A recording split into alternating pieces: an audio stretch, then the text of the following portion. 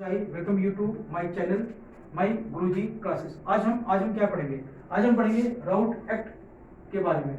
जो राउट एक्ट है 1919 में आया था, 1919 के अंदर।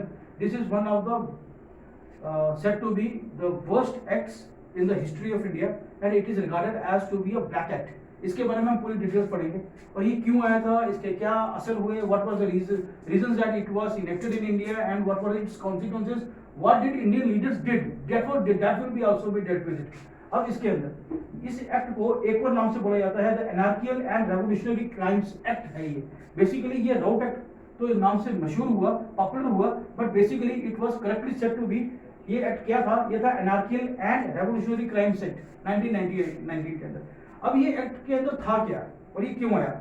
ये एक्ट को लेके आने के लिए इसके पहले 2 साल पहले से ही ब्रिटिशर्स ने तैयारी शुरू कर दी थी। A committee was set up, a committee was set up in 1917 में। क्या किया था? एक कमेटी का सेटअप किया। किसने किया? ब्रिटिशर्स ने किया। क्यों किया?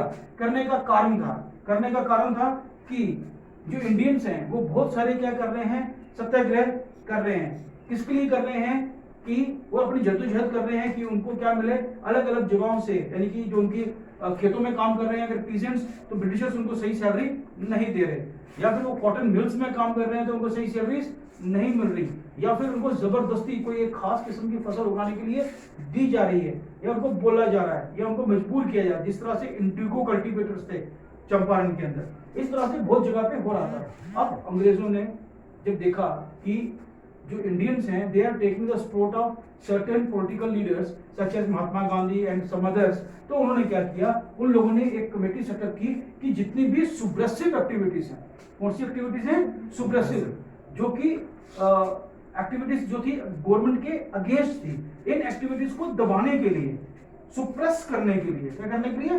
सुप्रेस करने के लिए कोई ना कोई चीज होनी चाहिए। अब अंग्रेजों के पास ऐसा कोई हथियार था नहीं, तो उन्होंने क्या किया कि इन चीजों को, जो हमारी जस्ट डिमांड थी, जस्ट होती है जो कि सही डिमांड होती है, जो हमारी जस्ट डिमांड थी इंडियंस की, उसको दबाने के लिए कि ये लोग इकट्ठे होकर हमारे खिलाफ खड़े ना हो, तो उसको दबाने के लिए उन्होंने एक कमेटी का गठन किया which was constituted in year 1917. This committee was headed by, the name of the person is Sir Sidney Rolt. क्या नाम था इनका? अब सर सिडनी रोल्ट, इन्होंने इसको हेड किया, इस कमेटी को। अब क्योंकि कमेटी को ये हेड कर रहे थे, इसीलिए इस एक्ट का नाम जो है पॉपुलर हुआ राउट एक्ट के, क्योंकि इन्होंने एक एक्ट को तैयार किया था कि इसके अंदर रूपरेखा, इसकी डिजाइन, इसके अंदर क्या क्या होना चाहिए। अब इसके अंदर एक्ट के अंदर जब इन्होंने बनाया तो ये इस नाम से मशहूर हुआ राउट एक्ट के साथ। अब इस एक्ट के अंदर था क्या? इसके अंदर था कि एनी इंडियन, एनी पर्सन लगा लीजिए आप, any person could be arrested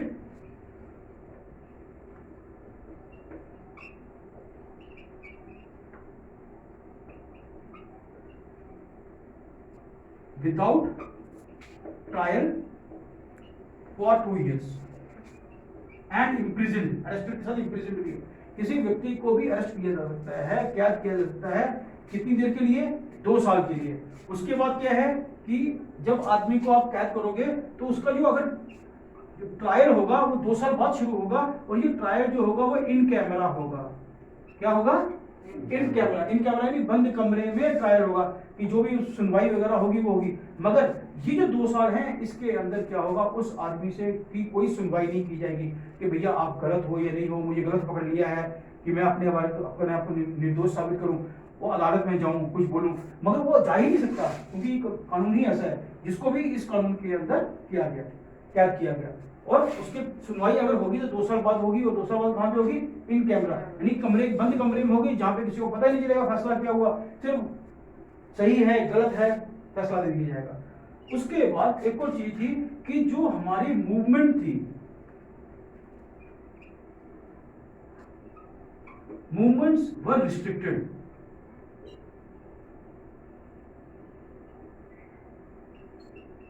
इसके अंदर मैं लिख तो दिया movements were restricted, but it was not restrictions could be put on the movements, restrictions could be put on the movements. अगर अंग्रेजों को ऐसा लगता, ब्रिटिशर्स को ऐसा लगता, क्या लगता कि अगर कोई व्यक्ति जो कि उनके लिए खतरा बन सकता है या जो लोगों को कुछ बातें बोलकर उनके बरखलाफ खड़ा कर सकता है, तो वो उसको क्या कर सकते थे, उसकी मूवमेंट्स को, उसके आगे पीछे आने जाने के लिए उस पर रोक लगा सकते थे। मगर उनको कारण बताने की कोई जरूरत नहीं थी, सिर्फ बोला जाएगा और वो उसको बिना तो कारण के भी अरेस्ट कर सकते थे। अगर उनको ब्रिटिशर्स को ऐसा लगे, लगने में तो कुछ भी लग सकता है, और वो किसी से फिर क्या कर सकते हैं, इसका मिसयूज भी कर सकते हैं और किसी को भी अरेस्ट कर सकते हैं। समझ में आ गया? इतना समझ में आ गया? आप पता है अब क्या हुआ? देखो ये एक्ट आ गया। अब इस एक्ट के अंदर होता क्या है, इस एक्ट के अंदर क्या होगा कि अब ब्रिटिशर्स के पास एक हथियार आ गया, एक कानून आ गया जिसकी वजह से वो किसी को भी अरेस्ट कर सकते हैं। अब ये करते क्या हैं कि सबसे पहले ये दो इंडियन लीडर्स जो कि बहुत बड़े लीडर्स होते हैं उस टाइम के, उनको ये अरेस्ट करते हैं। दोनों का बहुत अच्छा नाम भी होता है कि कभी वो किसी से गलत उन्होंने किया नहीं। अब ये लोग कौन थे? एक थे डॉक्टर सत्यपाल। कौन थे? Doctor Satyapal and second was doctor Saifuddin Kitchlew.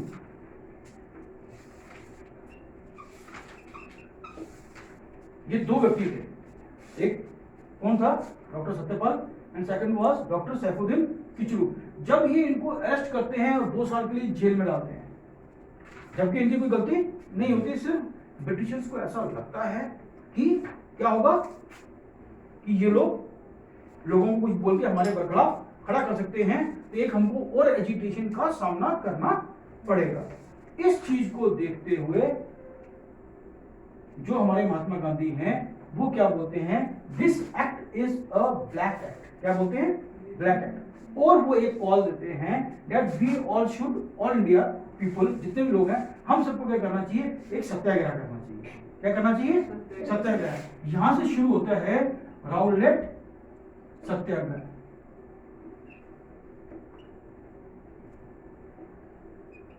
ये शुरू हो जाता है, राउलेट सत्याग्रह की बिगिनिंग होती है। और ये बिगिनिंग के लिए जो कॉल दी जाती है, ये बिगिन करने की कोई तारीख भी तो होगी जिस दिन शुरू हुआ था। ये राउलेट सत्याग्रह शुरू होता है 6 अप्रैल 1919 को। 6 अप्रैल 1919 को सत्याग्रह की शुरुआत होती है। क्यों होती है? क्योंकि वो चाहते हैं कि ये एक्ट को वापस लिया जाए। ठीक है, और इसको वापस लेने से पहले भी जब इस एक्ट को पास किया जाता है, क्या किया जाता है? एक्ट को बनाते हैं, उस वक्त भी जो उनकी लेजिस्लेटिव काउंसिल होती है, किसकी? ब्रिटिशर्स की, उसके अंदर 22 इंपीरियल लेजिस्लेटिव काउंसिल, नोट कर रहे हैं ना इसको, इंपीरियल लेजिस्लेटिव काउंसिल, उसके अंदर 22 इंडियंस होते हैं और 22 के 22 इसको अपोज करते हैं कि कानून सही नहीं है। मगर फिर भी ये पास होता है, क्योंकि वो पास करने के लिए क्या होता है, लोअर हाउस से अपर हाउस ज्यादा, वो सब चीजें होती हैं, तो उसके अंदर क्या होता है 35 मेंबर्स होते हैं, 35 को 35 इसको पास करने की मंजूरी दे देते हैं, जिसके अंदर की एक इंडियन होता है, वो भी इसके हक में रहता है। ठीक है, जिसका नाम होता है शंकरन नायर, जो कि इसकी फेवर में जाता है, मगर 22 इसको अपोज भी करते हैं, मगर ये पास हो जाता है, कानून बन जाता है। अब 6 अप्रैल 1919 को होता क्या है, गांधी जी ने क्या बोला कि हम सत्याग्रह करेंगे। जब सत्याग्रह करेंगे, सत्याग्रह के अंदर जो चीजें की जाती हैं, सबसे पहले ऑल इंडिया हड़ताल की जाती है। ऑल इंडिया हड़ताल, क्या कहा मैंने? ऑल इंडिया हड़ताल की जाती है। कब की जाती है? 6 अप्रैल। तो हिंदुस्तान में सबसे पहले ऑल इंडिया हड़ताल कब हुई?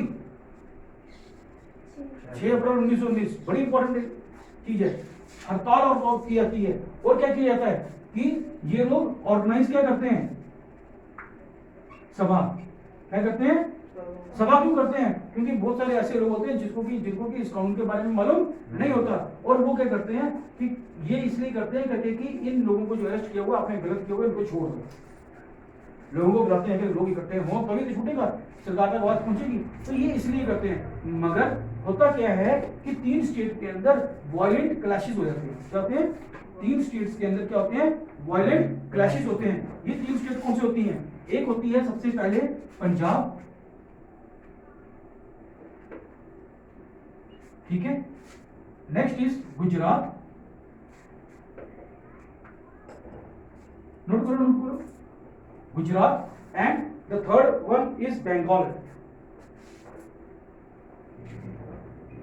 कौन सी होती है? इन 3 स्टेट्स के अंदर क्या होते हैं? वायलेंट क्लैशेस होते हैं। वायलेंट क्लैशेस क्या होता है? झड़प किसके बीच में, इंडियंस के बीच में और ब्रिटिशर्स के बीच में। पंजाब में जो क्या होता है, जलियांवाला कांड होता है। क्या होता है, जलियांवाला कांड। वो सब भी मैं बताऊंगा आपके बारे बारे।